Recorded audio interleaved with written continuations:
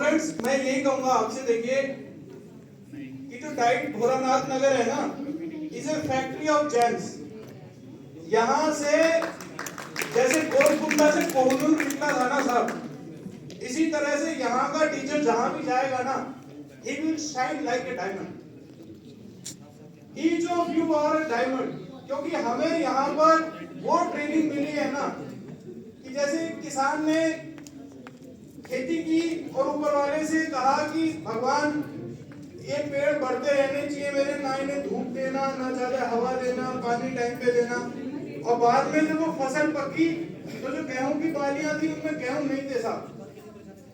और यहाँ हमें सर ने इतना तपाया है, यहाँ हमें इतनी धूप लगाई है, हमें पानी नहीं मिला है।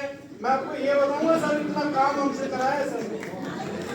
हमसे नाले गिनवाए थे कि वो खड्डे जहाँ पे पानी नहीं मिलता वो ढूंढ के लाओ, वाटर बॉडीज ढूंढ के लाओ। डाइट के अंदर चाक रखवा दिया, पूरा दिन भाई साहब हमने चाक चलाया और मिट्टी के बर्तन बनाए। तो वो एक्सपीरियंशियल नॉलेज हमें सर ने दी है कि जीवन भर हम हमारे डाइट परिवार सर का ऋणी है। एक बात मैं आपको बताऊंगा, the biggest flight of life, the biggest flight of life is to select a single a little goal and to achieve that. जीवन की सबसे बड़ी दुर्दशा है छोटा सा लक्ष्य बना लेना, उसे पा लेना। आप में से बहुत लोग सोचते होंगे कि देखिए डाइट हो गई, मेरी जॉब नहीं लगी, है ना। मैं कोचिंग इंस्टीट्यूट चलाया करता था, Shri Ram institute of education Yamuna Vihar में। तो एक लड़का था मनोज प्रधान, डाइट का एंट्रेंस उसका हमेशा रह जाता था साहब। और हम कहते थे यार ये मनोज डाइट का एंट्रेंस क्वालिफाई नहीं कर पा रहा। He was also a faculty in our institute. और बाद में जब उसने एग्जाम क्वालिफाई किया ना, तो डायरेक्ट उसने DSSB दास ग्रेड टू हिट किया। जैसे कि हमारे बीच में परवीन जी हैं, इन्होंने दास ग्रेड टू हिट किया। तो साहब अगर कोई चीज आपको नहीं मिल पा रही है ना, तो इसका अर्थ है something better is round the corner. कुछ है अच्छा जो ईश्वर ने आपके लिए बचा कर रखा है ना। तो मैं यही कहूंगा आपसे कि देखिए ये जो संसार, ये जो दुनिया है ना, ये एक स्ट्रगल है। अगर आपको कुछ नहीं मिल रहा तो मान के चलिए आपको कुछ बहुत ही बेहतरीन मिलने वाला है। युद्ध नहीं जिनके जीवन में, वे भी बड़े अभागे होंगे। या तो रण को छोड़ा होगा या फिर रण से भागे होंगे। तो आप या तो मैदान छोड़ के चले जाएंगे या आप अपने फायदे को तोड़कर चले जाएंगे, तभी आप हार सकते हैं, अदरवाइज कोई चीज आपको नहीं हरा सकती। इंजन, ये जो डायनेमो है ना, ये आपके भीतर है। आप कहीं भी जा सकते हैं। हमारे बीच commandant doctor Satyendra Jha, sky is the limit, है ना।